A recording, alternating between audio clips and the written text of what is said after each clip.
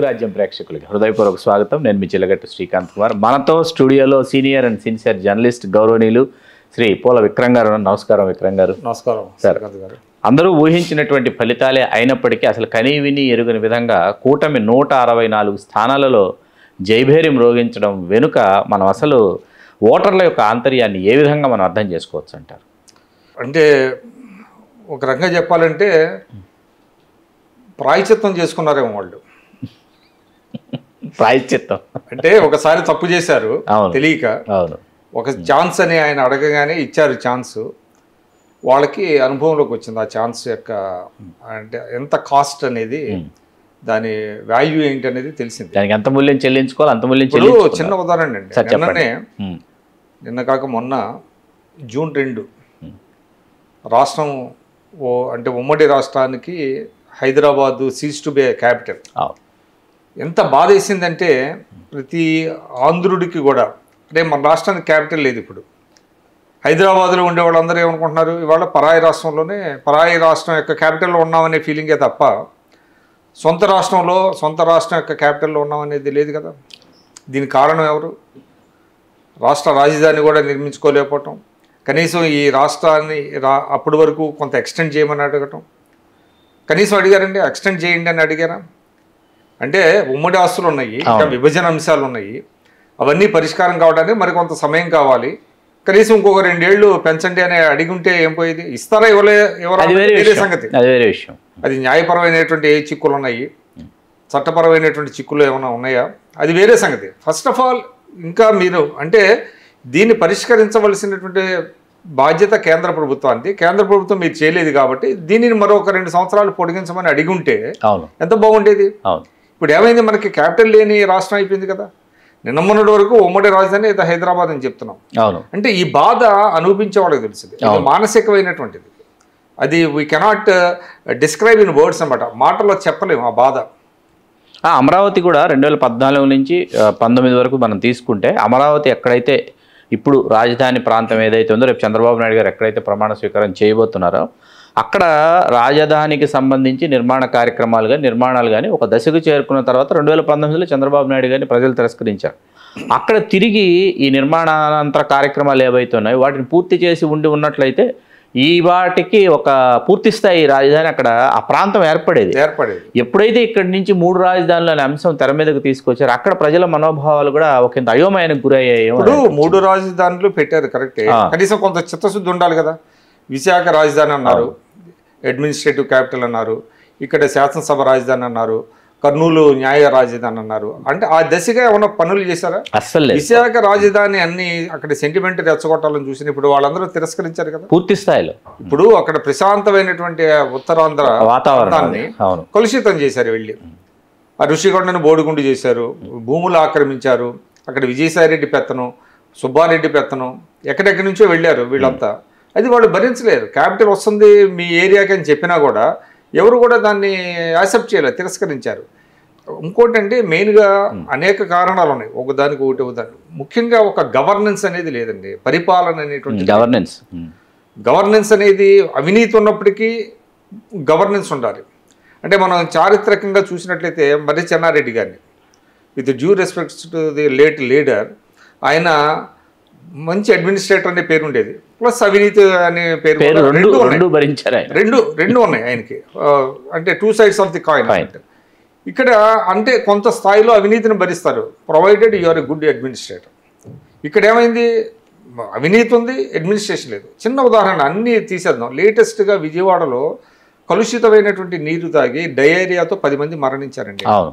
విజయవాడ అనేటువంటిది ఒక నగరం, ఆ నగరంలో కలుషిత జలాలు ఉండేటువంటి అంటే స్వచ్ఛమైనటువంటి కృష్ణా నది ప్రవహించేటువంటి పరివాహక ప్రాంతంలో కలుషిత నీరు అనేది అసలు మనం వినటానికి, అంటే డ్రైనేజ్ వాటర్ ఈ వాటర్ కలిసిపోవడం ఏంటి. పైగా మీరు గమనించారో లేదో, 10 మరణాలు సంభవిస్తే ఒక్క ప్రజాప్రతినిధి వెళ్ళి వాళ్ళని పరామర్శించడం, ఒక్క అధికారి వెళ్ళా, కమిషనర్ కూడా వెళ్ళా, విజయవాడ మున్సిపల్ కమిషనర్ కూడా వెళ్ళా. ఆయన డినై చేశాడు, దీనికి కారణం అది కాదంటాడు. కారణం ఏదో ఒకటి ముందు అయితే వెళ్ళాలి కదా, బాధితులకు బాసటగా ఉండాలి కదా, అండగా ఉండాలి కదా. ఎవ్వరు ఒక్క ప్రజాప్రతినిధి వెళ్ళలేదండి. అంటే ఎంత పూర్ అడ్మినిస్ట్రేషన్. కనీసం దాని మీద వాకప్ చేస్తారు, ఎలా జరిగింది ఏంటి అని చెప్పి దాని కారణాలు ఏమన్నా సాధ్యాసాధ్యాలు పరిశీలించి ప్రజలకు భరోసా ఇచ్చి వాళ్ళకి ఏదో కొంత ఎస్గ్రేషియా ప్రకటించి కొంత అటువంటి సంఘటనలు చేస్తారు. ఎవ్వరు ఒక్క ప్రజాప్రతినిధి అలా ఎస్గ్రేషియా ఇవ్వాల. ఓన్లీ సిపిఎం లీడర్ ఆయన పోటీ చేశాడు, ఎమ్మెల్యేగా పోటీ చేసినటువంటి ఆయన ఎవరు, మధువా, ఆయన మధు కాదు సారీ, సిపిఎం సెంట్రల్ నియోజకవర్గం ఆయన ఒక్కడు వెళ్ళి వాళ్ళని పరామర్శించాడు తప్ప ఏ ఒక్కరు వెళ్ళ. అంటే నేను అనేది గవర్నెన్స్ అనేది చాలా ఇంపార్టెంట్. ఆ గవర్నెన్స్ అనేది మిస్ అయింది రాష్ట్రంలో, అది అందరికీ తెలుస్తూనే ఉంది. అంటే మన రాష్ట్రానికి పెట్టుబడులు రాకపోవటం, ఉద్యోగాలు రాకపోవటం, కేంద్రంతో సఖ్యత లేకపోవటం. అంటే కేంద్రానికి రాష్ట్రానికి ఎప్పుడు కూడా అంటే కేంద్రంతో ఒక రకమైనటువంటి సమన్వయం ఉండాలి. కేంద్రంతో ఎప్పటికప్పుడు ఇప్పుడు ఎంపీలు ఉన్నారు, ఎంపీలు ఎప్పుడు లోక్సభలో కానీ రాజ్యసభలో కానీ పెండింగ్ ప్రాజెక్టుల మీద మాట్లాడటం, రాష్ట్రానికి రావాల్సినటువంటి నిధులను రాబట్టుకోవటం, ఆ సమన్వయం కేంద్ర మంత్రుల దగ్గరికి వెళ్ళటం, లాబీ చేయటం, ఇవన్నీ ఉంటాయి.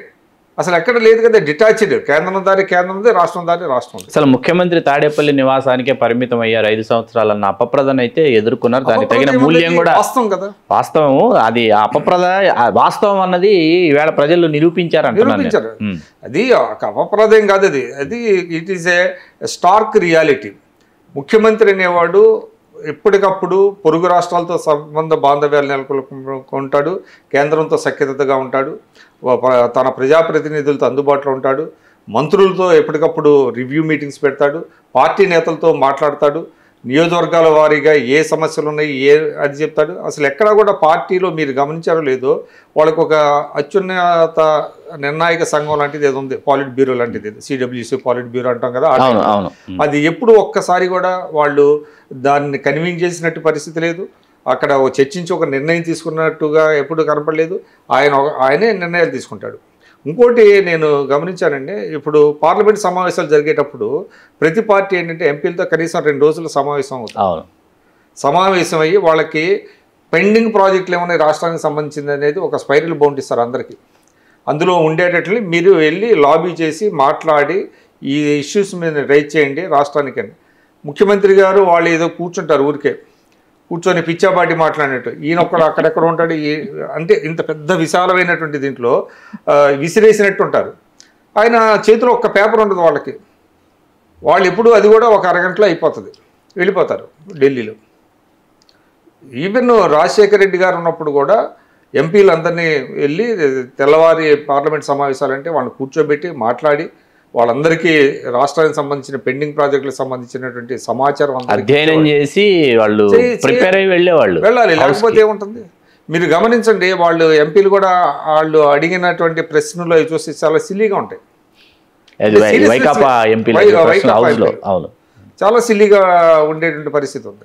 అంటే ఈ నాన్ సీరియస్నెస్ అనేది ప్రజల్లోకి బాగా వెళ్ళిందండి, వాళ్ళకి అర్థమైపోయింది. డబ్బులు ఇచ్చారు, డబ్బులు మాటున అంటే సంక్షేమం అందించేటువంటి మాటున ఈ వైఫల్యాలన్నీ కప్పబడిపోవు, కొట్టుకుపోవు అనేది రుజువైంది. ముఖ్యంగా ఏంటంటే నువ్వు తల్లిని చెల్లిని అంటే నువ్వు సరిగా చూడలేని వాడే రాష్ట్రాన్ని ఏం చూస్తాడనే ఒక నినాదం బాగా వెళ్ళింది ప్రజల్లో, బాగా వెళ్ళింది. వివేకానంద రెడ్డి గారి హత్య ద్వంతం అందరినీ కుదిపేసింది. And the way he try to protect Avinash Reddy and other culprits. ఎందుకు ఈయన వాళ్ళని ప్రొటెక్ట్ చేస్తున్నాడు?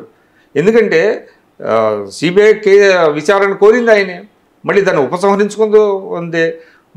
సునీత గారి మీద విపరీతమైనటువంటి సానుభూతి వచ్చింది. ఆమె ఫైట్ చేసినటువంటి విధానం, ఆమెకి జరిగినటువంటి అన్యాయం, ఆమె కొంగుబెట్టి అడిగింది నాకు న్యాయం కావాలని. ప్రజలను కదిలించినటువంటి సంఘటనలు ఇలాంటివి అనేక ఉన్నాయండి. తర్వాత ఇంకోటి ఏంటంటే ఎమ్మెల్యేలు ప్రతి వాళ్ళ నియోజకవర్గంలో ఒక నాది ఈ సామ్రాజ్యం అలాగా నాది ఈ సామ్రాజ్యం, ఇక్కడ నన్ను అడిగేవాళ్ళు ఎవరు లేరని అక్కడ సహజ వనరులన్నీ కొలగొట్టేస్తుంటే కూడా ముఖ్యమంత్రి ఏనాడు కూడా ఎవరిని పిలిచి ఇది మంచిది కాదు, ఇది ప్రజల ఆస్తి, మీరు గీత దాటద్దు అని చెప్పలేదు. తర్వాత వ్యవస్థల్ని చాలా వాళ్ళు అపహాస్యం చేశారండి. ఉదాహరణకి స్పీకర్ వ్యవస్థ, తమ్మినేని సీతారాము చాలా సీనియర్ నాయకుడు, ఆయనకి స్పీకర్ పదవి ఇచ్చారు, గుడ్, అందరూ బాగానే ఉన్నారు. కానీ ఏం చేశాడు ఆయన ఆ స్పీకర్ స్థానంలో ఉండి? ఆయన మాట్లాడిన మాటలు ఏంటి? పార్టీ సమావేశాల్లో పాల్గొనటం, ముఖ్యమంత్రిని పొగడటం, తర్వాత గతంలో ఏ స్పీకర్ అలా ప్రవర్తించలా. ఇప్పుడు మనకి అయ్యదేవర కాళేశ్వరరావు గారు లాంటి మహోన్నతుడు అక్కడి నుంచి చాలా మంది ఉన్నారు. రామచంద్రారెడ్డి గారు, లక్ష్మీ నరసింహన్ ద్వారా అలాంటి వాళ్ళందరూ కూడా, అదేవిధంగా మీకు రాయలసీమకు చెందినటువంటి వాళ్ళు చాలా మంది స్పీకర్లుగా రాణించారు, ఆ పదవికి వన్నీ తెచ్చారు. మీకు జి నారాయణరావు గారు, జి నారాయణరావు తెలుగుదేశం, తర్వాత సత్యనారాయణ రెడ్డి, ఇటువంటి వాళ్ళు, రామచంద్రారెడ్డి, ఇటువంటి వాళ్ళు ఎంతో చాలామంది. అటువంటి వాళ్ళు అంటే ఒక పదవికి వన్నీ తెచ్చినటువంటి స్థానంలో కూర్చొని అతను మాట్లాడినటువంటి మాటలు, అమరావతి మీద చేసినటువంటి వ్యాఖ్యలు, శ్మశానం అని ఇంకేదో అని ఆ విలువను తగ్గించాడు. డైరెక్ట్గా పార్టీ ఆఫీస్కి, పార్టీ కార్యక్రమాల్లో పాల్గొని పైగా ఆయన ఎదురు ప్రశ్నిస్తాడు. విధ్వంసంతో మొదలుపెట్టాడు ఆయన ప్రయాణాన్ని జగన్మోహన్ రెడ్డి గారు ముఖ్యమంత్రి అయిన వెంటనే. ఏదైతే చంద్రబాబు నాయుడు గారి ప్రజావేదిక ఉందో దాన్ని కోల్చడంతో ఆ విధ్వంసంతో ఆయన తన ప్రయాణాన్ని మొదలుపెట్టాడు. విధ్వంసం నుంచి విధ్వంసంలోకి అదే ప్రయాణం సాగితే తప్ప ఆయన ఎక్కడో కూడా అన్నాడు ఊరికే 6 నెలల్లో నేను మంచి ముఖ్యమంత్రిని అవుతానని నిరూపించుకుంటాను. కాగడా పెట్టి ఎతికినా కూడా ఒక్క చర్య ఎస్ ఇది చాలా బాగా చేశాడు అనేది ఎక్కడా కూడా రాలా. ఎక్సెప్ట్ ఏదో ఎన్టీఆర్ జిల్లా పెట్టాడు, దానికి ప్రతిపక్ష నేత చెందినటువంటి అది ఒక్కటి మినహా నాకైతే ఇది చాలా బాగా చేశాడు, అద్భుతంగా చేశాడు అనేటువంటిది లేదండి. ముఖ్యంగా ఏంటంటే ప్రయారిటీస్ అండి. అంటే మీ ప్రాధాన్యతలు ఏంటి అసలు? మీకు ప్రజలు ప్రయాణించేటువంటి రోడ్లు, దానికి ఎంత అవుతుందండి? రాష్ట్ర వ్యాప్తంగా రోడ్లు బాగా చేయడానికి 2-3 వేల కోట్ల కంటే అంతకు మించి కావు. 2.5 లక్షల కోట్ల రూపాయల బడ్జెట్ ఉన్నటువంటి రాష్ట్రంలో, ఏటా 50,000 కోట్లు మీరు బారోయింగ్స్ చేస్తున్నటువంటి రాష్ట్రంలో 2,000-3,000 కోట్లు ఖర్చు పెట్టి కేటాయించలేకపోయారు కదా. అంటే ఏంటి మీ ప్రాధాన్యత ఏంటి? దేనికి ఖర్చు పెట్టారు? ఇక మంత్రుల విషయానికి వస్తే, మంత్రులు ఎవరో ఏ శాఖ మీద వాళ్ళకి పట్టున్నటువంటి లేదు, ఎవరికి లేదు. పట్టు తెచ్చుకునే లోపు 2.5 సంవత్సరాల తర్వాత మీరు దిగిపోయారు, తీసేశాడు. ఇంకో 2.5 సంవత్సరాలు వాళ్ళు తీశారు. వాళ్ళ పెర్ఫార్మెన్స్ ఏంటో తెలీదు. పెర్ఫార్మెన్స్ మీకు ఆశ్చర్యం ఏంటంటే, అంబటి రాంబాబు గారు ఉన్నాడు, ఏనాడు ప్రాజెక్టుల మీద మాట్లాడాలి ఆయన. ఇదిగో రాష్ట్రంలో ఇన్ని ప్రాజెక్టులు ఉన్నాయి, వాటి స్టేటస్ ఇది, ఈ సమయంలో పూర్తి అవుతాయి, పోలవరం ఇప్పుడు కంప్లీట్ అవుద్ది, పోలవరం ఎప్పుడు పూర్తి అవుతుందంటే ఎవరికి తెలుసు అన్నాడు, ఎదురు క్వశ్చన్ చేస్తాడు. లేకపోతే ఇంతకుముందు ప్రభుత్వం మీద బ్లేమ్ చేయటం, రివర్స్ టెండింగ్ అని దాన్ని నాశనం చేశారు. అట్లాగా ప్రతిదాన్ని పోలీసు వ్యవస్థ, ముఖ్యంగా పోలీసుల వ్యవస్థని ఎంతగా దుర్వినియోగం చేశారంటే, పోలీసులని దేనికోసం వాడారు? వాళ్ళు లా అండ్ ఆర్డర్ కోసం వాడారా? మీకు ఒకటి ఉన్నది, ఏ ప్రభుత్వం అయినా సరే బాగా పనిచేస్తుందా లేదా అని చెప్పడానికి ఒకటే కొలమానం డెమోక్రసీలో. ఎక్కడైతే పోలీసుల పాత్ర పరిమితంగా ఉంటుందో అక్కడ పరిపాలన బాగా జరుగుతున్నట్టు. అంటే పోలీస్ ప్రెజెన్స్ అంటే the people should not feel their presence అనమాట. పోలీసుల ప్రమేయం ఉండకూడదు అనమాట. అసలు పోలీసులు కనబడతలేదు ఏంటి అని అనుకుంటే అక్కడ మంచి పరిపాలన జరుగుతున్నట్టు. అది ఒక కొలమానం. ల్యాండ్ టైటిలింగ్ యాక్ట్ అనేది దాని ప్రభావం అది చూపించిందని అనుకోవచ్చా విక్రమ్ గారు? డెఫినెట్గా అండి. అంటే ఐసింగ్ ఆన్ ది కేక్ అంటారు. అంటే కేక్ అంతా తయారు చేసిన తర్వాత దానిపైన ఐస్ పెడతారు. అది దట్ ఈస్ ద ఫైనల్ అనమాట. That is the last straw అని కూడా అంటారు. అంటే ల్యాండ్ టైటిలింగ్ యాక్ట్ ఒకటే కాదు, అది ఉన్నట్లుగా అది అదనంగా వచ్చి చేరింది అనమాట. అందువల్ల అది last nail into the coffin అని, అది ఆఖరి కాఫిన్లో కొడతారన్నమాట, మేకుని దిక్కు కొడతారు ఆ కాఫిన్. అట్లాగా అది ల్యాండ్ టైటిలింగ్ యాక్ట్ అనేది అట్లా ఉపయోగపడింది. ఎన్ని తప్పులండి, ఒకటారా కానీ ఒక్కొక్కటి తప్పులు చేసుకుంటే శిశుపాలుడైనా 100 చేశాడు. ఈయన 100 శిశుపాలుడు లాగా 1000 తప్పులు చేసి. నిజంగానే వాస్తవం ఏంటంటే ఎంత బాధాకరం అంటే, మన క్రిటికల్గా కొన్ని మాట్లాడుకుంటే, ఉదాహరణకి లాస్ట్ ఇయర్ అగ్రికల్చర్లో దాదాపుగా పంట నష్టం 20,000 కోట్లు పంట నష్టం జరిగితే, ఏ రాష్ట్రమైనా కూడా కేంద్ర ప్రభుత్వానికి నష్టం వివరాలు నివేదించి, బాబు ఇంత నష్టం జరిగింది మాకు సాయం చేయండి అని, జరిగిన నష్టం కంటే ఎక్కువ చూపిస్తారు కొంత లిబరల్గా. అంటే ఒక 5,000 కోట్ల నష్టం జరిగితే 6,000 కోట్లు జరిగింది, మాకు 6,000 కోట్లు ఇవ్వండి అని అంటారు. ఎందుకంటే వాళ్ళు అంత ఎవరు, వాళ్ళు ఎంత తగ్గిస్తారు, కన్సర్వేటివ్గా ఇస్తారు వాళ్ళు. అందుకని ఏం చేస్తారు, పెంచితే కనీసం అదన్నా ఇస్తారు. అసలు వీళ్ళు పంట నష్టం అడగలేదండి.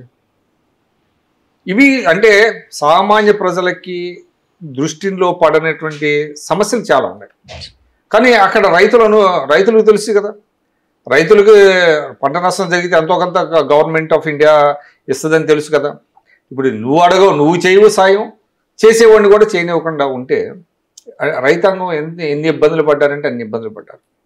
క్రాప్ హాలిడే దాదాపు 45 లక్షల ఎకరాల్లో పంటలు వేయాల లాస్ట్ ఇయర్.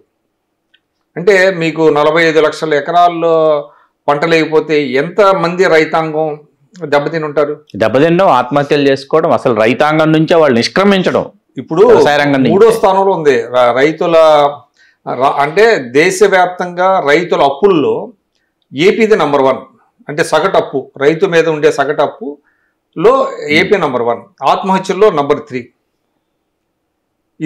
ఇది ఒక రైతాంగం. ఇప్పుడు ఉద్యోగులు ఎందుకు మీకు పోస్టల్ బ్యాలెట్లో మరి అన్ని ఓట్లు ఎందుకు వచ్చినాయి కూటమి కంటే? ఉద్యోగులకి ఏం చేశాడు ఈయన? హెచ్ఆర్ఏ తగ్గించాడు. హెచ్ఆర్ఏ మీకు 30% సచివాలయ ఉద్యోగులకు ఉంటే చంద్రబాబు నాయుడు గారి టైంలో 4% తగ్గిపోయింది. జిల్లాల్లో 20% ఉండేది 4% తగ్గించేశారు. మీకు ఇంకోటి ఏంటంటే పిఎఫ్, అంటే పాత పిఎఫ్ కాకుండా కొత్త పిఎఫ్ అని తీసుకొచ్చారు కదా. కొత్త పిఎఫ్లో కూడా ఏం చేస్తారంటే మీరు ఎంప్లాయీ అయితే మీ దగ్గర 10% తగ్గించి ఎంప్లాయర్ కాంట్రిబ్యూషన్ 10%, ఈ రెండు మన దగ్గర కట్ చేసే 10%, వాళ్ళు వేసే 10% ఒక దీంట్లో పెడతారు, అంటే ఒక అకౌంట్లో పెడతారు. అయితే ఆ డబ్బులు మొత్తాన్ని వాడేశారు. అంటే ఎంప్లాయీ దగ్గర కట్ చేసిన 10% కూడా తీసేసుకున్నారు. వీళ్ళు ఇచ్చే 10% దేవుడెరుగు, ఇది కూడా వాడేశారు. To that extent of 2800 crores. Can you believe? అట్లాగనే డిఏలు కట్ చేశారు. ఇంటర్మ్ రిలీఫ్ ఐఆర్ అంటాం, దాన్ని తీసేశారు. పిఆర్సీ ఎప్పుడు వేస్తారో తెలియదు. అంటే తర్వాత ఇవన్నీ ఒకటి అయితే కనీసం గతంలో ఉద్యోగ సంఘాల వాళ్ళు బయటకు వచ్చి తమ గొంతు విప్పి తమ డిమాండ్ వెళ్ళబోసుకునేవాళ్ళు, వాళ్ళకి అవకాశం ఉండేది, ప్రభుత్వాన్ని విమర్శించడం చేసేవాళ్ళు. వాళ్ళ మీద నిర్బంధాలు, వాళ్ళ మీద కేసులు. అసలు ఒకటా రెండా ఏ వర్గాన్ని వదిలేరు వాళ్ళు? ఏ వర్గాన్ని వదల. నిన్న మొన్నటి వరకు కూడా ఎగ్జిట్ పోల్స్ కానీ లేకపోతే ఆరామస్థాన్ లాంటి వాళ్ళు కానీ ఇంకా చాలా మంది సర్వే సంస్థలు కానీ రాజకీయ విశ్లేషకులు కానీ అసలు రాయలసీమ, నెల్లూరు ప్రాంతంలో, నెల్లూరు పక్కన పెడితే కాసేపు రాయలసీమ ప్రాంతంలో కనీవినెరుగని విధంగా 35 స్థానాలు వైకాపా సాధిస్తుంది. ఉత్తరాంధ్రలో 50-50%, మిగతా చోట్లన్నీ కలిపి మ్యాజిక్ ఫిగర్కి రీచ్ అయిపోయి 92, 93 ఆ స్థానాలతో అసలు అధికారంలోకి వచ్చేస్తుంది అనేటటువంటివి వినిపిస్తూ వచ్చారు. అసలు మొన్న ఎగ్జిట్ పోల్స్ గురించి, ఏది ఆరామస్థాన్ ఎగ్జిట్ పోల్ అయిన తర్వాత నిన్న ఉదయం నుంచి రాత్రి వరకు కూడా ఆయన వరుసగా ఇంటర్వ్యూలు ఇస్తూనే ఉన్నారు ఆరామస్థాన్ గారు. అటువంటిది అసలు ఎవరు ఊహించని విధంగా దాదాపుగా అసలు కూటమి కూడా ఊహించుండేది. ఎందుకంటే 10 స్థానాలలో ఉదయం ఒక మా ఫ్రెండ్, ఆయన హ్యాపెన్ టు బి రెడ్డి అనమాట, ఆయన చెప్పాడు ఆరామస్థాను చేసిన నష్టం ఏంటి అంటే ఆయన ఇట్లా వస్తుంది అంటే ఆయన ఇంటెన్షనల్గా చేశాడు. నేను అట్లా ఆయన ఎప్పుడైతే ఎట్టి పరిస్థితుల్లో వస్తుంది అంటే నాకు క్రెడిబిలిటీ ఉంది, నేను ఎప్పుడు కూడా దానికి ఇది అవ్వలేదని అని చెప్పిన తర్వాత చాలామంది రెడ్డి కమ్యూనిటీ వాళ్ళు వేల కోట్లు పందాలు కాశారు. బెట్టింగ్లు మొత్తం స్మాష్ అయిపోయింది. ఎందుకంటే అతను కొంత క్రెడిబిలిటీ ఉన్నప్పుడు ఇప్పుడు ఇదేంటంటేనండి, వీళ్ళు ఉన్న వాస్తవ పరిస్థితులను విశ్లేషించగలరు కానీ వీళ్ళేమో గేమ్ చేంజర్స్ కాదు, ఎట్టి పరిస్థితుల్లో కాదు. వాళ్ళేమీ వేయలేదు, ఓట్లు వేయలేదు, ఓట్లు వేయించేవాళ్ళు కాదు. అది ఎవరు ఓట్లు వేశారు, ఎక్కడ ఏ పార్టీకి ఎన్ని పడినాయి అనేది ఎగ్జాక్ట్గా యాక్యురేట్గా దాన్ని తీసుకునేవాళ్ళే, ఆ డేటాని తీసుకునేవాళ్ళే వీళ్ళు పోల్స్టర్స్. కానీ దురదృష్టవశాత్తు ఏంటంటే చాలామంది వీళ్ళే గెలిపిస్తున్నారనే భ్రమలో ఉన్నారు చాలామంది ఎడ్యుకేటెడ్ కూడా. అవును, అది వేలంబెర్రిగా మారిపోతుంది. అదే వీళ్ళు ఎట్లా గెలిపిస్తున్నారు, వాళ్ళు గెలిపించరు, వాళ్ళు ఉన్న వాస్తవ పరిస్థితుల్ని తెలియజేస్తున్నారు. దాంట్లో యాక్యురసీ లెవెల్స్, ఎవరు యాక్యురేట్గా చెప్పగలరు, ఎవరు యాక్యురసీ లేదు అనేదే తప్ప వీళ్ళ ప్రమేయం ఏముంది ఓట్లు వేయటంలో? వీళ్ళ ప్రమేయం వీళ్ళేమీ వేయించలేదు కదా. ఆరామస్థాన్ కావచ్చు, ఇంకో ఎక్స్మస్థాన్ కావచ్చు, ఇంకెవరైనా కావచ్చు, వీళ్ళు ఏంటంటే ఆ డేటాని కరెక్ట్గా ప్రొజెక్ట్ చేయడం అనేది వీళ్ళ పని, చేతిలో పని. వీళ్ళు గెలిపించే వాళ్ళు కాదు, కానీ ఆ వాస్తవాలు చాలా మందికి తెలియదు. ఆరామస్థాన్ చెప్పాడు కాబట్టి గెలిచిపోతుంది అనుకుంటున్నారు. ఇప్పుడు ఆయన కూడా ఏం చెప్పాలి, జనరల్గా ఎవరైనా కూడా మేము చేశాము, ఫలితాలు ఎటైనా రావచ్చు అని చెప్పాలి తప్ప 100% చూడండి అది ఇది అంటే ఏం చేస్తారు, ఈ బెట్టింగ్ రాయిళ్ళు దెబ్బతిన్నారు. అదొక అసలు అది ఉన్మాద చేష్టలాగా తయారైంది. తర్వాత ఏంటంటే చాలా మంది ఏమనుకున్నారంటే జగన్మోహన్ రెడ్డి గారు ఆయన క్రిస్టియన్ కాబట్టి దళిత్స్ అందరూ కూడా ఎస్సీలు అందరూ కూడా గంప కొత్తగా ఆయనకు ఓట్లు వేస్తారు అనుకున్నారు. ఎందుకు వేస్తారండి? 26 పథకాలని ఆయన రద్దు చేశాడు వచ్చాక. దళితులకి రావాల్సినటువంటి 26 పథకాలని రద్దు చేసి ఆయన ఏదో కొన్ని పథకాలను ఉంచాడు. అది వాళ్ళకి తెలుసు కదా, ఎందుకంటే బెనిఫిషియర్స్ వాళ్ళకి తెలుసు ఇంటర్నల్ గా వాళ్ళకి తెలుసు, ఎవరు బాధితులో వాళ్ళకి తెలుస్తుంది. వాళ్ళు ఏం చేశారు, అదే విధంగా వాళ్ళకి ఎక్కడా కూడా దళితులకు ఆత్మగౌరవం లేకుండా చేశారు. డాక్టర్ సుధాకర్ విషయం కావచ్చు, అట్లాగే చాలా ఇన్సిడెంట్స్ జరిగినాయి కదా, వరుసగా జరిగినాయి, దాడులు జరిగినాయి కదా. ఇప్పుడు మీకు ఈస్ట్ గోదావరిలో డోర్ డెలివరీ చేశారనేది బాగా పోయింది. అనంతబాబు పోనీ అతన్ని ఏమన్నా పార్టీ పరంగా నువ్వేమన్నా చర్య తీసుకున్నావా? అతని పార్టీని ఎక్స్పెల్ చేసావా? అతను వెంట పెట్టుకొని పార్టీ కార్యక్రమాలు చేశారు. అతనికి జైల్లో నుంచి వస్తే నీరాజనాలు పెట్టారు, హీరోయిక్ వర్షిప్ అతనికి. ఇవన్నీ బాధిస్తాయి కదా వాళ్ళకి, కొన్ని వర్గాల మనోభావాలు దెబ్బతింటాయి. ఇప్పుడు పరిపాలకుడు అనేవాడు అన్ని వర్గాలని కూడా బ్యాలెన్స్ చేసుకోవాల్సిన అవసరం ఉంది తప్ప నాకు వీళ్ళ అవసరం లేదు. ఇప్పుడు రాయలసీమ ఏం చేశాడు, బల్జీలు మనకు ఓట్లు లేరు అక్కడ ఒక్కటంటే ఒక్క స్థానం కూడా, సంప్రదాయ స్థానాలు కూడా, రాజంపేట లాంటి సంప్రదాయ స్థానం కూడా పోయాడు. దర్శి ఇవ్వలేదు, నెల్లూరు ఇవ్వలేదు. అంటే నువ్వు ఎట్లాగా నీకు ఇన్క్లూజివ్ గ్రోత్ అనేది ఎలా వస్తుంది? నువ్వు దూరం అయింది అని అనుకున్నప్పుడు వాళ్ళ దగ్గర తీసుకుంటేనే నాయకుడు. ఇంకొక 2 సీట్లు ఇవ్వాలి. నేను ఇంకొక ఈ సందర్భంగా ఒక ఎగ్జాంపుల్ చెప్తాను తప్పకుండా. 1988లో వంగవీటి మోహన్ రంగా గారి మర్డర్ జరిగింది. 88 డిసెంబర్. 89లో ఎలక్షన్స్ వచ్చినాయి. తెలుగుదేశం ఓడిపోయి ప్రతిపక్షానికి పరిమితం అయింది. అప్పుడు ఏమనుకున్నారు, కాపులందరూ గొప్ప కొత్తగా తెలుగుదేశం ఓడించారు. బలంగా వెళ్ళింది, చాలా వరకు వాస్తవం. మీకు 93-94 టైంలో రాజ్యసభ ఎలక్షన్స్ వచ్చినాయి. రాజ్యసభ ఎలక్షన్స్ వస్తే అప్పుడు 2 సీట్లు తెలుగుదేశానికి రాజ్యసభకి వస్తాయి. ఎందుకంటే 44 స్థానాలకి ఒక రాజ్యసభ సభ్యుడు అప్పుడు ఉన్న స్ట్రెంత్ బట్టి 2 వస్తే ఆయన ఏం చేశారంటే ఎన్టీ రామారావు గారు ఒకటి ఎర్రా నారాయణ స్వామి గారికి ఇచ్చాడు, తాడేపల్లిగూడెం. రెండోది అల్లాడి రాజ్ కుమార్కి ఇచ్చాడు, ఇక్కడ మున్నూరు కాపు. అప్పుడు చాలా మంది అడిగారు, కాపులు నీకు ఓట్లే లేదు, నువ్వు ఎందుకు ఇచ్చావంటే మనకు దూరం అయ్యారు బ్రదర్, మన మీద అపోహలు పెంచుకున్నారు, వాళ్ళ దగ్గరికి తీసుకోవాలి, అందుకని ఇచ్చాడు. అది రాజనీతిజ్ఞత అంటే. అది దూరం అవుతారు కొన్ని వర్గాలు, ఎన్నికల సందర్భంలో కావచ్చు, వాస్తవాలు కావచ్చు, వీళ్ళ పొరపాటు కావచ్చు, వాళ్ళ పొరపాటు కావచ్చు, కొన్ని వర్గాలు దూరం అయినప్పుడు దగ్గర చేసుకోవాల్సిన బాధ్యత వీళ్ళ మీద ఉన్నది.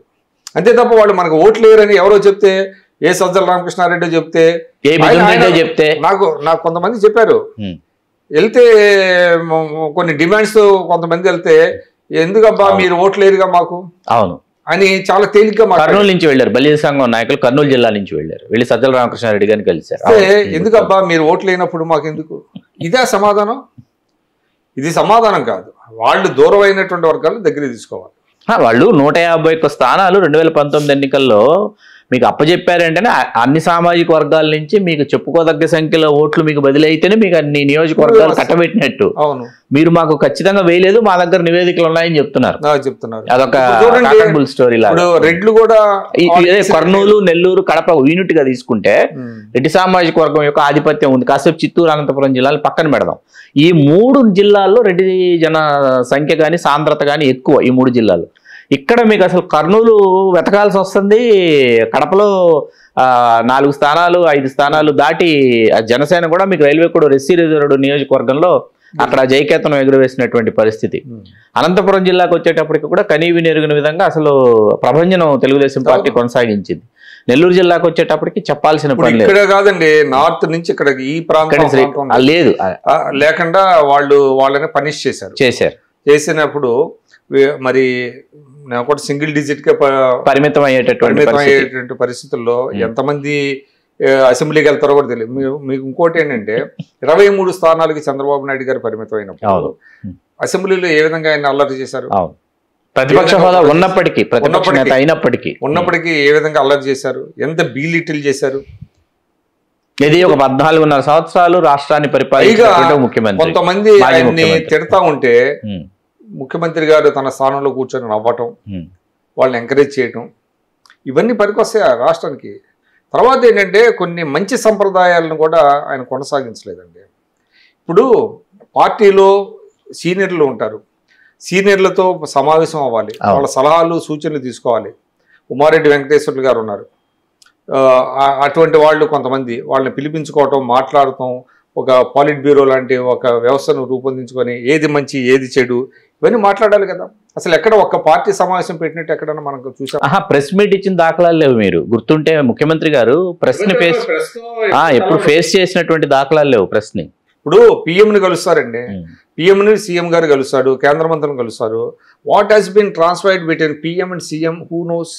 ఆయనకే తెలియాలి, ఆయనే చెప్పాలి బయటకు వచ్చి మీడియాకి ఏం జరిగింది అన్న విషయం ఆయనే చెప్పాలి. మనం ఏం డిమాండ్ చేశాము, ఆయన ఏం చెప్పాడు, ఏమిస్తానన్నారు, దీనికి ఈయన ప్రతిస్పందన ఏంటి, అవి ముఖ్యమంత్రి చెప్తారు, ఎవరైనా బ్రీఫ్ చేస్తారు బయటకు వచ్చాక.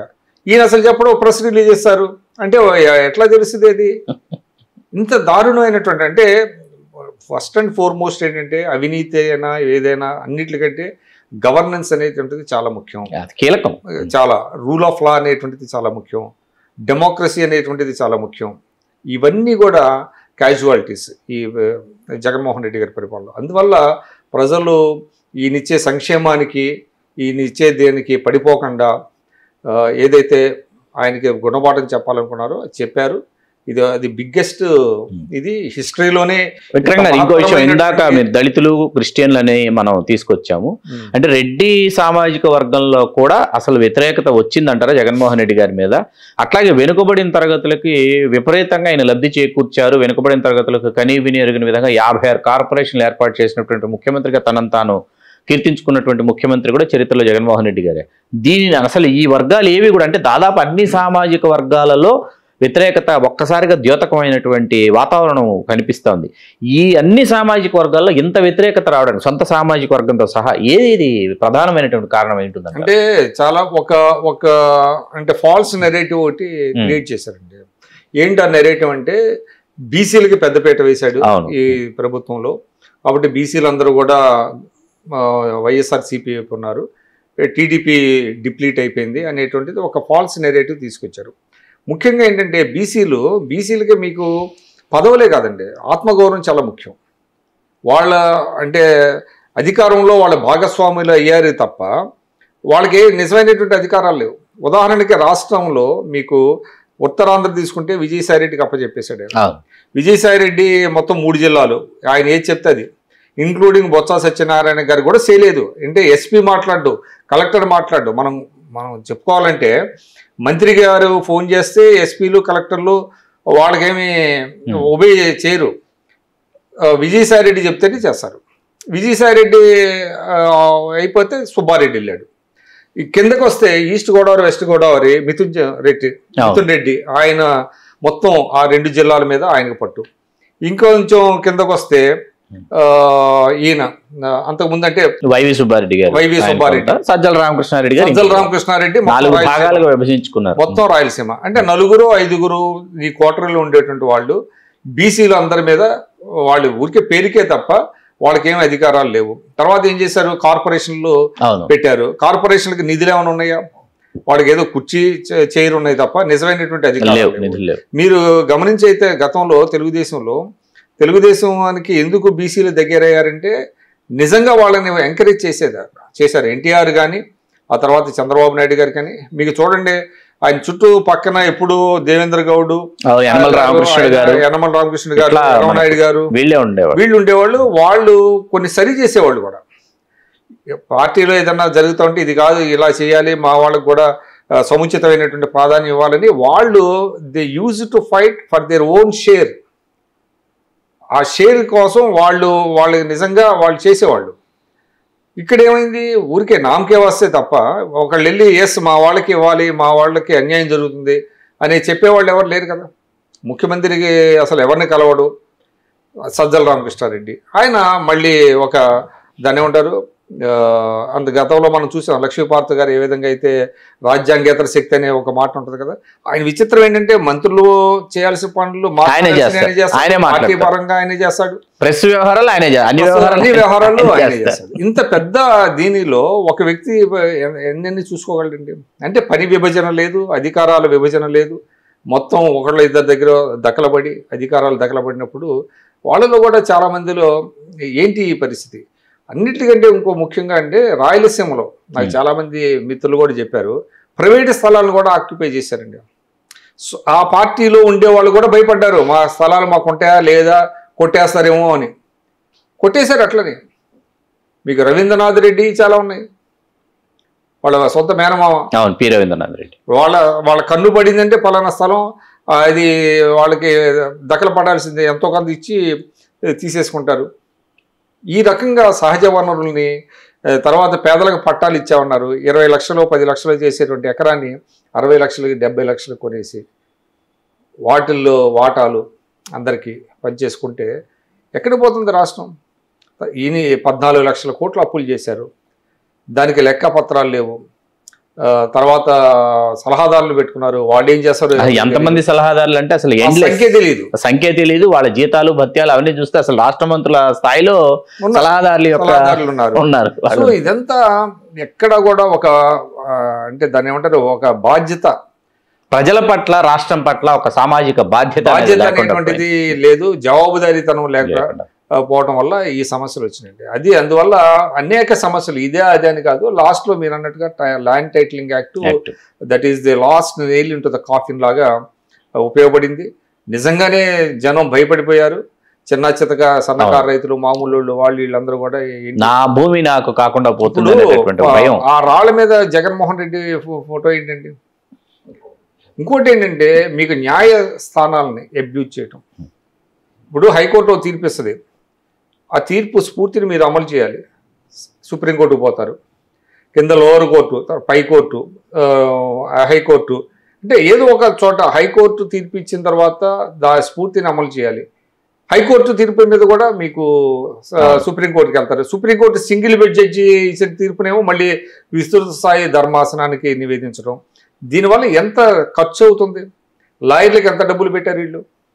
అసలు ఆ జీవోలు ఎవరు, జీవోలు దాన్ని ఏంటి అప్లోడ్ చేసేటువంటి విధానం పోయింది ఎప్పుడు.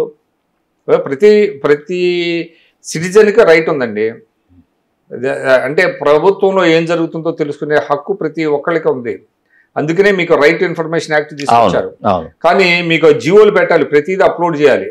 కానీ గవర్నమెంట్ జీవోలు ఎక్కడా లేవు. కొన్ని స్టడీ చేద్దాం, నేను కూడా ట్రై చేశాను. జీవోలు స్టడీ చేయాలి చాలా వరకు.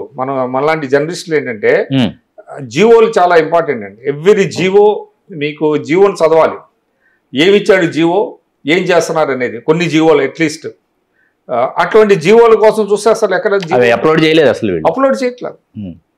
కొన్నాళ్ళేమో ఏదో సర్వర్ పాడైందని ఇదన్నారు ఇదంతా మొత్తం చేశారు. నేను అప్పుల కోసం ఎన్నిసార్లు ఎతికానంటే, ఫిగర్స్ కోసం చూస్తే మీకు అసలు దొరకవు ఎక్కడ కూడా. ఎక్కడ నుంచి అసలు ఏం చేస్తున్నారు, కార్పొరేషన్ చేసిన అప్పులు ఏంటి, వీళ్ళు గ్యారంటీలు ఇచ్చిన అప్పులు ఎంత, దీన్ని అసలు చూద్దామంటే తర్వాత మీకు ఏంటంటే బడ్జెట్ బుక్స్లో ఉంటాయి.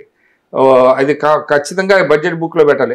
ఆ సంప్రదాయాన్ని కూడా ఎత్తేసారు. అసలు కార్పొరేషన్స్ లో నుంచి ఎస్సీ కార్పొరేషన్ కావచ్చు, బీసీ కార్పొరేషన్ అంటే దాన్ని రకరకాలుగా దాని స్వరూపమే మారిపోయింది అనుకోండి. అట్లాగే కాపు కార్పొరేషన్లు, బ్రాహ్మణ కార్పొరేషన్లు అన్నీ ఉన్నాయి. అసలు ఈ కార్పొరేషన్లో నిధులన్నీ కూడా సంక్షేమ పథకాలకు మళ్లించడం అనేది కార్పొరేషన్ చైర్మన్లకి అందుబాట్లేదు అసలు. తర్వాత మీరు కాపు కార్పొరేషన్ అన్నారు, విదేశీ విద్యా పథకం, దానికోసం ఒకసారి నేను వెళ్ళా. మా విజయవాడలో మాకు ఇంటి దగ్గరలోనే పెట్టారని తెలిసి నేను వెళ్తే సరే ఆయన తెలిసిన వాడే చైర్మన్, పాపం ఆహ్వానించాడు, టీ తెప్పించాడు అంత. కానీ ఎవ్వరికీ లేదు. విదేశీ విద్య మాత్రం అది ఏది ఎంపిక చేసి ఎంపిక పూర్తయి వాళ్ళు అప్పో చేసి వాళ్ళ పొలమో స్థలమో తాకట్టు పెట్టి వాళ్ళు విదేశాలకు వెళ్ళిపోయారు. ఇది వస్తే దీన్ని విడిపించుకుందాం అనేటటువంటి కుటుంబం పెట్టారు. కొన్ని అప్లికేషన్లు ఏదో 1000-1500 అప్లికేషన్లు పెండింగ్ లో ఉన్నాయి, అయిపోతాయి అన్నది అది ఎప్పటికీ అవ్వలేదు. అంటే ఏంటంటే చిత్తశుద్ధి లేదు, ఊరికే పెట్టావు, ఎలక్షన్ల కోసం ఓట్ల కోసం పెట్టావు తప్ప నిజంగానే ఈ వర్గాలకు మేలు చేయాలనేటువంటిది లేదు. ఇవన్నీ తవ్వే కొద్దీ ఒకటైతే వాస్తవం, ఈ జనాల్ని ఎన్లైటన్ చేయటంలో జనాలను బాధితులే, వాళ్ళే బాధితులు కాబట్టి వాళ్ళు చేశారండి అనేక అంశాల్లో. సరే ప్రతిపక్షంగా వాళ్ళు తప్పులు ఎత్తి చూపించారు, మీడియా బాగా పనిచేసింది, మీడియా కూడా చేశారు. సరే వాళ్ళకుండే మీడియా వాళ్ళకున్నది, అపోజిషన్కి ఉండే మీడియా ఉన్నది. ప్రజలు కూడా బేరీజ్ వేసుకున్నారు. మంచి జరుగుతుందా, చెడు జరుగుతుందా, అది ప్రభుత్వం వల్ల మనకు మేలైందా లేదా, ఫ్యూచర్ ఏంటి. ముఖ్యంగా అంటే నన్ను బాధించిన సంఘటనలు తప్పకుండా ఉన్నాయి. చెప్పండి. తెలంగాణకి పెట్టుబడులు వస్తున్నాయండి. పేపర్ చూస్తాం, తెలంగాణకి కేటీఆర్ విదేశాలు వెళ్ళారు, 10,000 కోట్లకి ఒప్పందాలు కుదుర్చుకున్నారు, ఎంఓఏలు కుదుర్చుకున్నారు అని వస్తుంది. తర్వాత ఫలానా దీనికి జయేష్ రంజన్ ఈయన వెళ్ళారు, 2,000 కోట్లు. ఫలానా కంపెనీ లూలు గ్రూప్ వచ్చింది, ఇక్కడ ఏదో మాల్ పెడుతుంది. తర్వాత వీళ్ళందరూ కూడా దావోస్ వెళ్ళారు, అక్కడ చాలా మందిని కలిశారు అనేది వచ్చింది. ఇక్కడ ఏపీకి సంబంధించి ఏ ఒక్క వార్త మనం చూడాలనుకుంటే మనకు కనిపించదు. తర్వాత నేను ఇవన్నీ చూస్తే ఫారిన్ డైరెక్ట్ ఇన్వెస్ట్మెంట్స్లో ఆంధ్రప్రదేశ్ స్థానం ఎక్కడో ఉంది. మనకి విచిత్రం ఏంటంటే మీకు మహారాష్ట్ర, కర్ణాటక, ఈవెన్ తెలంగాణ ఇవన్నీ కూడా లక్షలు వేల ఉంటే ఏపీ స్థానం అంటే ఏపీ అట్రాక్ట్ చేసే ఫారిన్ డైరెక్ట్ ఇన్వెస్ట్మెంట్స్ 100 కోట్లు ఉంది, లక్షల కోట్లు ఉన్నాయి. మహారాష్ట్ర, కర్ణాటక, గుజరాత్ 3, కర్ణాటక ఈవెన్ తమిళనాడు కూడా 40-50 వేల కోట్లు ప్రయాణం అనమాట. ఇక్కడ ఏపీకి వచ్చేటప్పుడు 1000 కోట్లు కూడా లేదు. అంటే ఇవన్నీ చాలా హర్టింగ్గా ఉంటాయి. ఎందుకంటే మన రాష్ట్రం బాగుపడాలి, మన రాష్ట్రం ఉండే యువతకి అవకాశాలు రావాలని కోరుకునే వాళ్ళకి ఇవి మింగుడు పడనటువంటి వాస్తవాలు. మీకు ఎంత వ్యతిరేకత ఉండొచ్చు, పవన్ కళ్యాణ్ అంటే వ్యతిరేకత ఉండొచ్చు, చంద్రబాబు నాయుడు గారు అంటే వ్యతిరేకత ఉండొచ్చు, ఏదో ఫర్ వాట్ ఎవర్ రీజన్స్, కానీ ఈ వాస్తవాలను ఎవరు డైజెస్ట్ చేసుకోలేడు. రాష్ట్రం నాశనం అయిపోతుంది, పక్క రాష్ట్రం ఫ్లరిష్ అవుతుంది. తెలంగాణ అవును మంచిదే, తెలుగు వాళ్ళు, కానీ అంటే మన రాష్ట్రం ఏమి జరగట్లేదనేది ఆ రాష్ట్ర ప్రజలకి ఆవేదన ఉంటుందిగా. ఎక్కడున్నా వాళ్ళకి ఆవేదన ఉంటుందిగా. ఇప్పుడు అందుకనే ప్రజల్ని అనుకోవటం ఈ స్థాయిలో స్పందించారు. సార్, 4వసారి రాష్ట్ర ముఖ్యమంత్రిగా చంద్రబాబు నాయుడు గారు ప్రమాణ స్వీకారం చేయబోతున్నారు. సమీప భవిష్యత్తులో నారా లోకేష్ గారిని వారు ముఖ్యమంత్రి పీఠం మీద కూర్చోబెడతారని కూడా ఉదయం నుంచి తెలుగుదేశం వర్గాలు కావచ్చు, అభిమానులు కావచ్చు పెద్ద ఎత్తున దీనిని చర్చకు తీసుకొచ్చాయి. దీనిని ఎంతవరకు మనం అనుకోవటం అంటే అందులో పెద్ద వాస్తవం ఉండదండి. ఇప్పుడు as long as he is hale and healthy Chandrababu Naidu garu డెఫినెట్గా ఆయన ముఖ్యమంత్రిగా కొనసాగుతారు. మేబీ ఇస్తే ఆయనకి ఏమైనా పార్టీలో బాధ్యతలు ఏమైనా ఇస్తే లోకేష్ బాబుకి. ఇప్పుడు రాష్ట్రం ఉన్నటువంటి పరిస్థితుల్లో రాష్ట్రాన్ని గాడిలో పెట్టాలి, మళ్ళీ తిరిగి ఒక స్థాయికి తీసుకురావాల్సినటువంటి బాధ్యత ఆయన మీద ఉన్నది. ఇప్పటికే ఆయనకి ఎన్డీఏ కన్వీనర్ పోస్ట్ ఏది ఇస్తారని వస్తున్నారు, అది కూడా మంచిది రాష్ట్రానికి. ఎందుకంటే ఇవాళ కేంద్రాన్ని మీరు మెప్పించో ఏమి తెచ్చుకోలేకపోయారు, రావాల్సినవి కూడా రాబట్టుకోలేకపోయారు. ఈ నేపథ్యంలో ఆయన ఇవాళ తెలుగుదేశం స్ట్రెంత్ కూడా చాలా కీలకంగా ఉంది అక్కడ ఎన్డీఏకి. ఎందుకంటే బీజేపీకి మీకు ఫుల్ మెజార్టీ రాలా, 272 మార్కు రాలేదు వాళ్ళకి. అందువల్ల ఎన్డీఏ భాగస్వామ్య పక్షాల మీద వాళ్ళు ఆధారపడి ఉన్నారు. కాబట్టి ఈ టీడీపీకి వచ్చినటువంటి 19-20 సీట్లు ఇంకా ఫైనల్ టాలీ రాలేదు, అది కూడా చాలా మంచి సంఖ్య అవుతుంది. ఇప్పుడు వాళ్ళకు పేరుకైతే 35 మందో 40 మందో ఉన్నారు ఎన్డీఏ పార్ట్నర్స్, అందులో జనసేన కూడా ఒక పార్ట్నరు. అయినప్పటికీ కూడా టీడీపీ చాలా కీ రోల్ ప్లే చేయబోతుంది. నేను అనుకుంటాం రామ్మోహన్ నాయుడు లాంటి వాళ్ళకి మంత్రి పదవులు వస్తాయి టీడీపీ నుంచి. కేంద్రంలో 2-3 కనుక మంత్రి పదవులు వస్తే అది రాష్ట్రానికి కూడా మేలు చేసేదిగా ఉంటుంది. ముఖ్యమంత్రిగా చంద్రబాబు నాయుడు గారు కొనసాగుతారు 5 ఏళ్ళు. ఎందుకంటే మనం చూసాం మండు టెండర్లో కూడా ఆయన రోజుకి 3-4 సభలకు వెళ్ళి అందరూ ఆశ్చర్యపోయారు ఆయనకున్న స్టామినా. కాబట్టి ఖచ్చితంగా లోకేష్ని ఆయన అనుకుంటా మంత్రిగా కూడా తీసుకోరేమో అనుకుంటా, కీలకమైనటువంటి పార్టీ బాధ్యతలు అప్పచెప్పి ఆయన్ని కొంచెం మనకు తెలుసు కదా 85లో చంద్రబాబు నాయుడు గారు కూడా ఆయన పోటీ చేయాలి, 85 ఎన్నికల్లో పోటీ చేయకుండా పార్టీని అధికారంలోకి తీసుకురావడానికి అంటే స్ట్రెంగ్థెన్ చేశారు. ప్రధాన కార్యదర్శిగా ఆయన తన బాధ్యత మొత్తం గ్రామాన పార్టీ నిర్మాణం చేసుకొని ఒక ఇప్పటికీ క్యాడర్ బేస్డ్ పార్టీగా దాన్ని తీర్చిదిద్దాడు అంటే కారణం అది. అందువల్ల బహుశా నేను లోకేష్ గారు కూడా అంతగా మంత్రి పదవి కంటే కూడా పార్టీ పదవి కోరుకునే అవకాశం ఉంది. సార్, ఈ విజయంలో ముఖ్య భూమిక పోషించినటువంటి మరీ ముఖ్యంగా భారతీయ జనతా పార్టీతో పవన్ కళ్యాణ్ గారు పొత్తులో ఉంటూ తెలుగుదేశంతో పొత్తు పెట్టుకుంటానని చెప్పి ఆ పొత్తులోకి భారతీయ జనతా పార్టీని కూడా తీసుకొచ్చినటువంటి ఈ విధానం ఏదైతుందో దీనికి కీలక సూత్రధారి పాత్రధారి పవన్ కళ్యాణ్ గారు. ఆయన 21 స్థానాలు జయకేతనం ఎగురవేశారు. 2 లోక్సభ స్థానాల్లో కూడా జయకేతనం ఎగురవేశారు.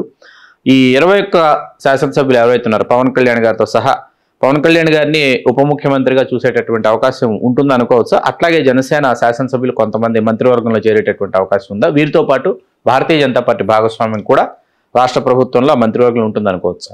ఖచ్చితంగా పవన్ కళ్యాణ్ గారు రోలు చాలా కీలకమైనటువంటి. ఎందుకంటే తెలుగుదేశానికి మన దీనికి పొసగనేటువంటి పరిస్థితి అంటే పెద్దగా లేవు. భారతీయ జనతా పార్టీకి తెలుగుదేశం పార్టీకి టర్మ్స్ బాగా లేని సమయంలో ఈయన అయ్యి వాళ్ళని ఒప్పించి అధినాయకత్వాన్ని ఒప్పించి ఇటు చంద్రబాబు నాయుడు గారిని కూడా తీసుకెళ్ళి మాట్లాడించి అంతా చేయటంలో పవన్ కళ్యాణ్ గారికి రోలు చాలా ఉంది. ముఖ్యంగా పవన్ కళ్యాణ్ గారి పట్ల వాళ్ళకు ఉన్నటువంటి నమ్మకం అగ్రనాయకత్వానికి మోడీ గారికి కానీ అమిత్ షా గారికి కానీ దాన్ని కూడా మనం పరిగణలో తీసుకోవాలి. అంటే పవన్ కళ్యాణ్ గారి పట్ల వాళ్ళకి బాగా ఇది ఉన్నది. ఎందుకంటే 14లో ఆయన ఉన్నప్పటికీ కూడా ఆయన ఏమి అడగల వాళ్ళని ఈ పనులు చేసి పెట్టమనో లేకపోతే పదవులని అడగలేదు. కాబట్టి ఈయన ఇంటిగ్రిటీ వాళ్ళకి తెలుసు, అందువల్ల వాళ్ళు అభిమానించారు. మొదట్లో తెలుగుదేశం ఎందుకులే అన్నట్టుగా మాట్లాడినప్పటికీ కూడా ఈయన పట్టుబట్టి ఓటు చీలనివ్వకూడదు అనే దాని మీద ఆ ఫార్ములాతో ముందుకెళ్ళాడు. కాబట్టి వాళ్ళని ఒప్పించి దీన్ని తీసుకురావడంలో అందుకనే ఆయన్ని చాలామంది గేమ్ చేంజర్ అని మ్యాన్ ఆఫ్ ది మ్యాచ్ అంటున్నారు. సరే, ఆయన నేను అనుకుంటే తీసుకుంటే ఉప ముఖ్యమంత్రి పదవి ఇస్తారు, ఖచ్చితంగా ఇస్తారు. మరో 2 మంత్రి పదవులు కూడా వచ్చే అవకాశం ఉంది. ఇక్కడ ఇంకోటి కీలకమైనటువంటిది ఏంటంటే ఆయన 21 సీట్లు ఒప్పుకున్నప్పుడు వైఎస్ఆర్సీపీ వాళ్ళు ఎద్దేవా చేశారు. ఇంత పార్టీకి 21 సీట్ల ముష్టేస్తే తీసుకుంటావా, 10 సంవత్సరాల పార్టీ నడిపి ముష్టేస్తే 21 సీట్లు తీసుకున్నామని అంబటి రాంబాబు, పేర్ని నాని ఇటువంటి వాళ్ళు వ్యాఖ్యలు చేశారు. ఇప్పుడు సంఖ్య కాదు ముఖ్యం, గెలుపు ముఖ్యం అని ప్రూవ్ చేశాడు. 21 గెలుచుకున్నాడు, 175కి వీళ్ళు ఎన్ని గెలుచుకున్నారు అనేది జనం చూశారు. కాబట్టి తొందరపడి మాట తోలకూడదండి రాజకీయాల్లో ఇవన్నీ. దీంట్లో what is the takeaway అంటే the most important takeaway is మీరు తొందరపడి మాట తోలొద్దు. అధికారం ఎవరికి శాశ్వతం కాదు. అధికారం ఒకసారి ఒకళ్ళకు ఉంటుంది, ఇంకొకళ్ళకి ఇంకొకటి ఉంటుంది. ఆచితూచి మాట్లాడాలి, గౌరవం ఇచ్చి పుచ్చుకోవాలి. చాలా హీనంగా మాట్లాడారు చంద్రబాబు నాయుడు గారిని, వాళ్ళ సతీమణిని, లోకేష్ని, వీళ్ళందరినీ కూడా చాలా చులకన తృణీకార భావంతో మాట్లాడారు. అధికారం ఉంది కదా అని కొంతమంది. అప్పుడైనా సరే జగన్మోహన్ రెడ్డి గారు తన పార్టీ నాయకుల్ని కనుక రైన్ చేసి ఉంటే, కంట్రోల్లో చేసి ఉంటే, వాళ్ళని కట్టడి చేసి ఉంటే ఇది మంచిది కాదు, మీరు మాట్లాడుతుంటే చాలా బాగుండేది. కానీ ఆయన కూడా వాళ్ళని వదిలి చోద్యం చూస్తూ కూర్చున్నారు. ఆయన చూసారు, అది చాలా ఇదే అండి. ఇలాంటి టేక్ అవేస్ చాలా ఉన్నాయండి. ఇవన్నీ కనుక విశ్లేషించుకుంటా పోతుంటే దీంట్లో చాలా ప్రజలు స్వీకరించాల్సినవి, నాయకులు స్వీకరించాల్సినవి చాలా ఉన్నాయి. అవి తెలుగు రాజ్యం ప్రేక్షకులకి సీనియర్ అండ్ సిన్సియర్ జర్నలిస్ట్ గౌరవనీయులు శ్రీ పూల విక్రమ్ గారు అందించినటువంటి విశ్లేషణ. ఈ విశ్లేషణ మిమ్మల్ని ఎంతగానో ఆలోచింపజేసిందని ఆశిస్తూ మీ Chillagattu Srikanth Kumar.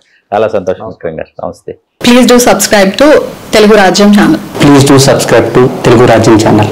Please do subscribe to Telugu Rajyam channel. Hi అండి, నేను మీ ఆర్పీని లొలి పెద్దారెడ్డి చేపల పులుసు ఇవ్వడాన్ని. మీరు తెలుగు రాజ్యం అనే ఈ యూట్యూబ్ ఛానల్ సబ్స్క్రైబ్ చేసుకుని మంచి మంచి వీడియోలతో వస్తారు. Thank you so much.